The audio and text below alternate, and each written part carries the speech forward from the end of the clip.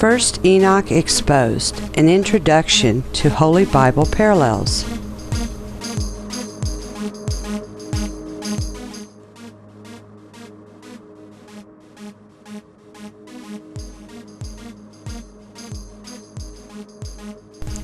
First Enoch, chapter 1, verses 1 and 2. The words of the blessing of Enoch, wherewith he blessed the elect and righteous, who will be living in the day of tribulation, when all the wicked and godless are to be removed. And he took up his parable and said, Enoch, a righteous man, whose eyes were opened by God, saw the vision of the Holy One in the heavens, which the angels showed me, and from them I heard everything, and from them I understood as I saw, but not for this generation, but for a remote one, which is for to come.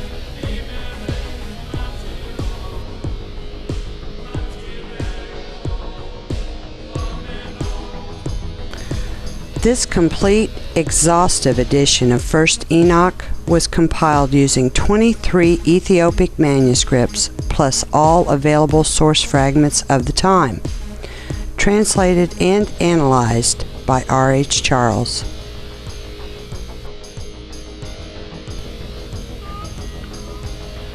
The Book of Enoch gives the time period of its writing as during Enoch's lifetime. In other words, the book comes to us from antediluvian, pre-diluvian, or in other words, a pre-flood time.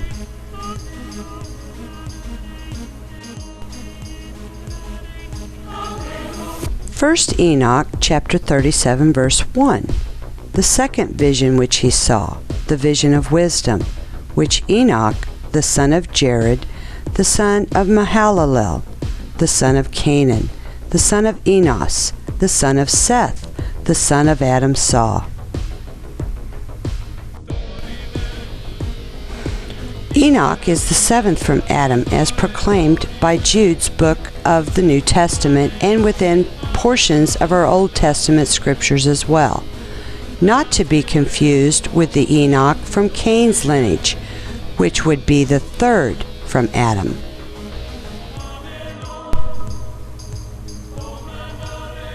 Jude, verse 14. And Enoch also, the seventh from Adam, prophesied of these. In the Old Testament, chapter 5 of Genesis, we find Adam, Seth, Enos, Canaan, Mahalalel, Jared, Enoch. Also found in 1 Chronicles chapter 1. Please note the spelling of many of these in this 1 Chronicles text varies from that documented in the Genesis account. Adam, Sheth, Enosh, Kenan, Mahalalel, Jared, Enoch.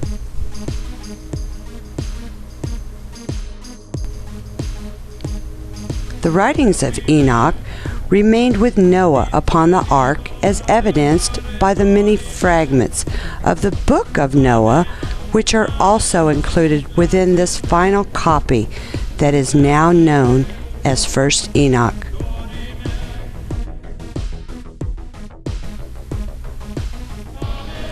You will find fragments of the Book of Noah in chapters 6 through 11, 54 through 55, chapter 60, chapter 65 through 69, and finally chapters 106 and 107. Enoch is found within the canonized list of scriptures of the Ethiopic Orthodox Christian Church. You see, God is well able to preserve His Word.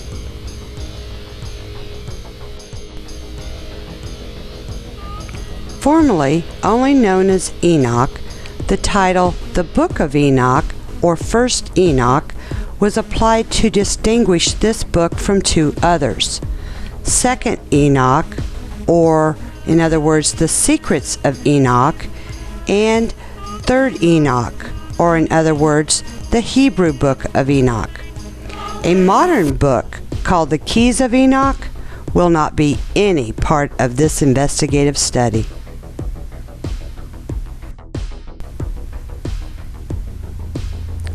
This series of upcoming videos intends to focus only upon the book known as First Enoch, as translated by RH Charles from the Ethiopian Preservation of Enoch. I will share evidence of biblical prophets from the Old Testament, including Jesus and his disciples from the New Testament, and their usage of these original biblical principles in the writings of Scripture. Scriptural sources that are found in our King James Version Holy Bibles.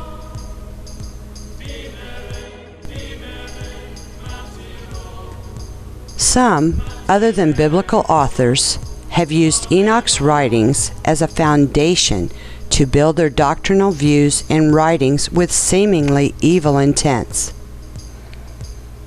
Refuting their improper use of Enoch's writings is not my focus for these videos.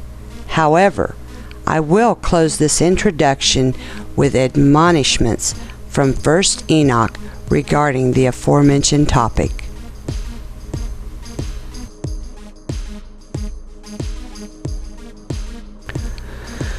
First Enoch, chapter 104, verses 9 through 13.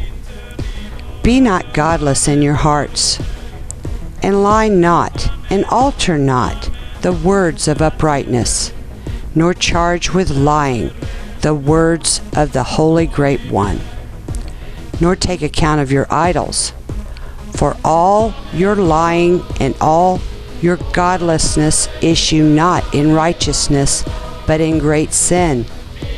And now I know this mystery, that sinners will alter and pervert the words of righteousness in many ways, and will speak wicked words and lie, and practice great deceits, and write books concerning their words. But when they write down truthfully all my words in their languages, and do not change or diminish aught from my words, but write them all down truthfully, all that I first testified concerning them, then I know another mystery, that books will be given to the righteous and the wise to become a cause of joy and uprightness and much wisdom. And to them shall the books be given, and they shall believe in them and rejoice over them. And then shall all the righteous who have learnt therefrom all the paths of uprightness be recompensed.